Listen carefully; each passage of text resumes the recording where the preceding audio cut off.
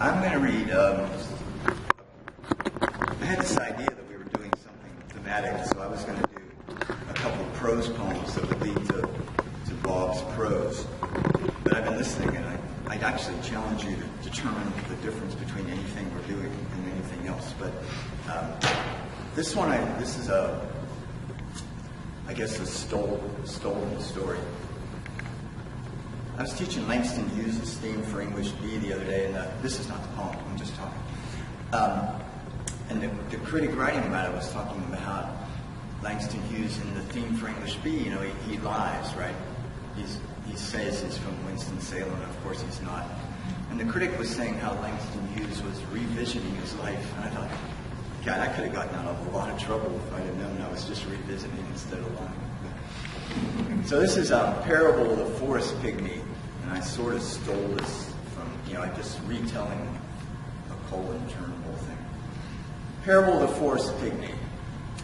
There's a story about the forest pygmy who's taken not by force, but maybe lured, tricked, not fully informed consent by the anthropologist out of the jungle country onto the savannah, and he freezes, panics like a mouse before a lion, a tourist before a leering cop, then falls to the ground and covers his head. The space, the vastness of everything, the horizon which seems to stretch to the other end of the earth is too much for him. He's a level-headed, respected, experienced, worldly pygmy, a man among men in his own world, and that's his problem. His own world, his known world, his points of reference, definition, boundary. I picked his poem because of the Boundary Conference. That's the only word that says that. Boundary. All of this is a fence, a cage, and suddenly he's outside, exposed to who the hell knows what. There's only so many things that can really hurt or kill a pygmy in the jungle, a finite number.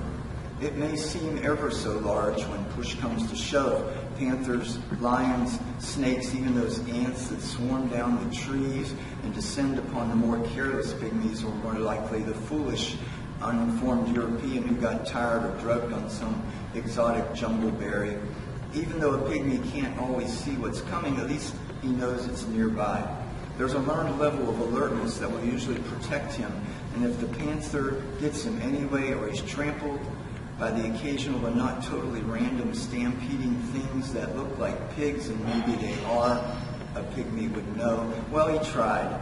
He can take small comfort knowing he was killed by a known danger, the same dangers that have killed generations of his ancestors. As they say in some more deterministic cultures, it was his time to go and the panther's time to eat. But not this pygmy. Y'all supposed to recognize that, okay? I'll say it again, but not this pygmy.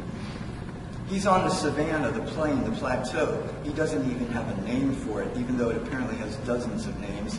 He can't even say what it looks like: flat, open, empty, sparse, desolate, bright, burnt sienna. He can't say gazelle, wildebeest, jackal, vulture, rhino, jeep, Land Rover. He probably has a word for dangerous, for fear, but it's too small for this. He probably even has words for, oh shit, what's that? Or, oh God, what do I do now? This pygmy just curls up in a ball, fetal position, his anthropologist friend might say, and if he isn't a totally cruel jerk, he will gather the pygmy up into his arms and say in a rough but close enough translation, "It's okay, Frankie.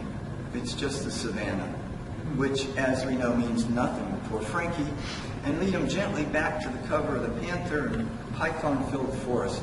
Someone will be taking notes, of course, or a film crew getting every touching and strange moment, but at least our pygmy will return not too worse for wear, except for the lifetime of nightmares he will have, where something silent and large comes out of the sky that never ends, in a world where there's no place to hide, and it's always too bright and burning, and it snatches him up and he's gone, maybe forever, maybe just a night, and then again the next night and the next. So our pygmy stops sleeping. Maybe he believes the savannah only exists when he closes his eyes. This one's a real poem. It has shorter lines. And it's written for two friends of mine. When I showed them the original, they asked me to please not put their names in it. Either because the poem's really bad or they just don't want to be identified to the public. So it's for B and I now. But one of those two people is a soldier returned from war. It's called An Abundance of Caution. Because he knew what might save a life, because the shiny hospital was just down the flat, wide road, because there were no IEDs, because no one at the hospital had a bomb strapped under her scrubs, because no one hated him and wanted him out of their country, because all this was so, he said, "We're going to the emergency room." His new wife said it was just a little stomach flu, but she went anyway because he had seen friends and enemies bleed out in the street, because he had bagged body parts that used to be men, seen children starving, ragged, dying, dead. She went. It was her flu, but it was his story. Because no one at the hospital knew that story, they moved slowly and muttered and said to themselves, "There are people in here who are really sick." So they sat, and she felt worse than at home, but he was quiet, and he tracked everyone's movement, who looked innocent, who could be dangerous. He watched orderlies and nurses pass them by. He knew how to be silent, patient, and he knew when to move. He shouted, "Medic! Someone now, get over here!" There was something in his eyes, fear maybe, a desperate, not here, not now, not again. In his voice, something that said war, so they came. "It's just the flu," she said. "I know, honey. Let them take care of you." He sipped his water.